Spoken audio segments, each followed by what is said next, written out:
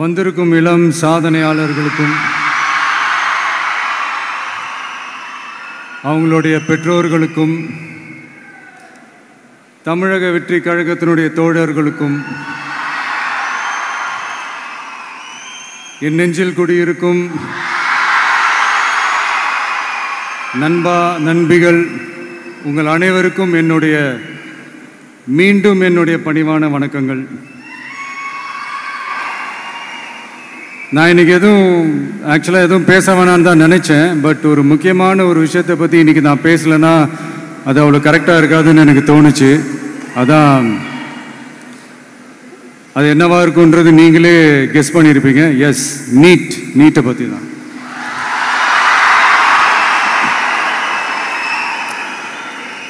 இந்த நீட்ன்றது பார்த்தீங்கன்னா நம்ம தமிழ்நாட்டில் இருக்கிற மாணவ மாணவிகள், குறிப்பாக கிராமப்புறத்தில் இருக்கிற ஏழை எளிய பிற்படுத்தப்பட்ட, மிகவும் பிற்படுத்தப்பட்ட மற்றும் தாழ்த்தப்பட்ட வகுப்பினை சேர்ந்த இந்த மாணவ மாணவிகள் எல்லாருமே ரொம்பவும் பாதிக்கப்படுறாங்கன்றது தான் ஒரு சத்தியமான ஒரு உண்மை. இந்த நீட்டை பற்றி ஒரு பிரச்சனையாக நான் பார்க்குறது என்னென்னா, ஒன்று இந்த நீட் இந்த மாநில உரிமைகளுக்கு எதிரானதாக இருக்குது. நீங்கள் 1975க்கு முன்னாலே பார்த்தீங்கன்னா இந்த கல்வி மாநில பட்டியலில் தான் இருந்துச்சு. உங்கள் எல்லாருக்குமே தெரிஞ்ச ஒரு விஷயந்தான். அதுக்கப்புறமா தான் அது ஒன்றிய அரசு வந்ததுக்கப்புறம் அது பொது பட்டியலில் அது சேர்த்தாங்க. எனக்கு தெரிஞ்சு அதுதான் ஒரு முதல் பிரச்சனையாக ஒன்று ஸ்டார்ட் ஆச்சு. ரெண்டாவது பார்த்தீங்கன்னா, ஒரே நாடு, ஒரே பாடத்திட்டங்கள், ஒரே தேர்வு. இது பேசிக்காகவே அந்த கல்வி கற்கும் அந்த நோக்கத்திற்கே ஒரு எதிரான ஒரு விஷயமாக நான் அதை பார்க்குறேன். ஒவ்வொரு மாநிலத்துக்கு ஏற்ற மாதிரி அந்த பாடத்திட்டங்கள் இருக்கணும். இது நான் மாநில உரிமைகளுக்காக மட்டுமே இதை நான் கேட்கல. நீங்கள் பார்த்தீங்கன்னா அந்த கல்வி முறையில் பல்வேறு கண்ணோட்டங்கள், பல்வேறு பார்வைகள், டிஃப்ரெண்ட் பர்ஸ்பெக்டிவ்ஸ்னு ஒன்று சொல்லுவாங்க இல்லையா, அப்படி அதுக்கு ஒரு முக்கியத்துவம் கொடுக்குற ஒரு விஷயமா அது இருக்கணுன்றதான் என்னுடைய பார்வை.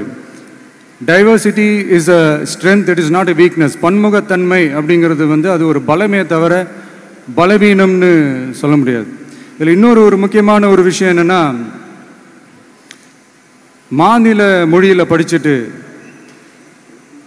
ஸ்டேட் சிலபஸில் படிச்சுட்டு என்சிஇஆர்டி சிலபஸில் தேர்வு வச்சா அது எப்படிங்க? அதுவும்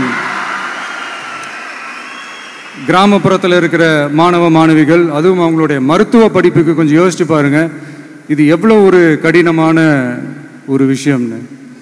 மூணாவது நான் பார்க்குற ஒரு பிரச்சனை என்னென்னா, இப்போ போன மே மாதம் 5ஆம் தேதி அந்த நீட் எக்ஸாம்லாம் நடந்துச்சு. அதில் சில குளறுபடிகள்லாம் நடந்ததாக நம்ம நிறைய அந்த செய்திகள்லாம் பார்த்தோம், படித்தோம் இல்லையா.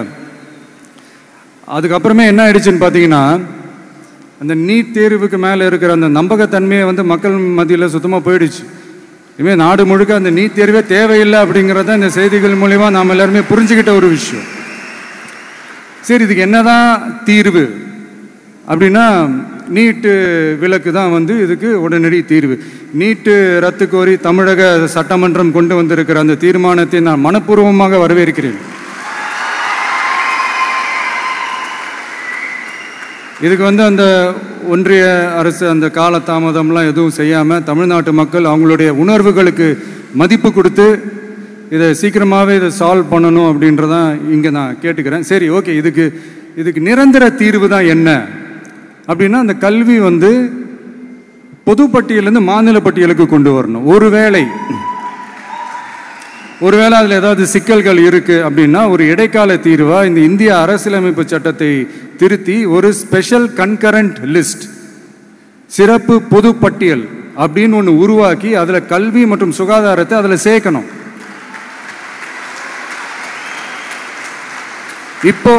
இப்போ இருக்கிற அந்த பொது பட்டியல் என்ன ஒரு பிரச்சனை அப்படின்னா, நீங்கள் அந்த துறைகள்லாம் பார்த்தீங்கன்னா மாநில அரசுகளுக்கு என்னதான் அதில் அதிகாரம் இருந்தாலும் அது முழுக்க ஒன்றிய அரசினுடைய கட்டுப்பாட்டில் தான் இருக்குது.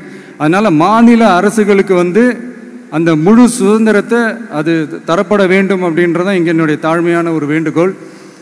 ஒன்றிய அரசு அவங்களுடைய கட்டுப்பாட்டில் இருக்கிற ஒரு சில இந்த மெடிக்கல் காலேஜஸ்லாம் இருக்குல்ல, எய்ம்ஸ், ஜிப்மர், பிஜிஐ இந்த மாதிரி நிறுவனங்களுக்கு வேணால் அவங்க வந்து அந்த நீட் எக்ஸாம் நடத்தணுன்னா நடத்திக்கலாம்.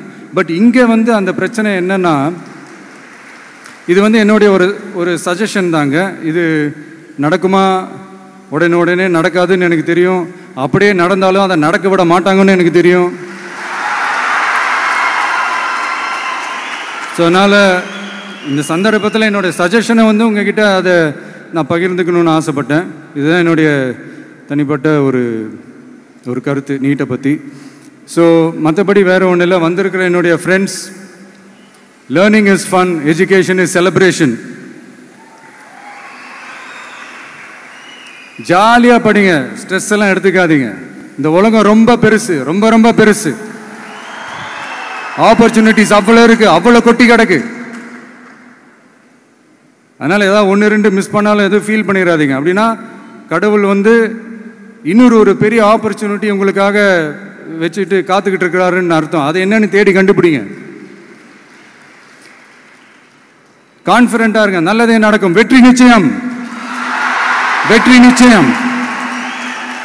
மீண்டும் சந்திக்கும் வரை நன்றி, வணக்கம்.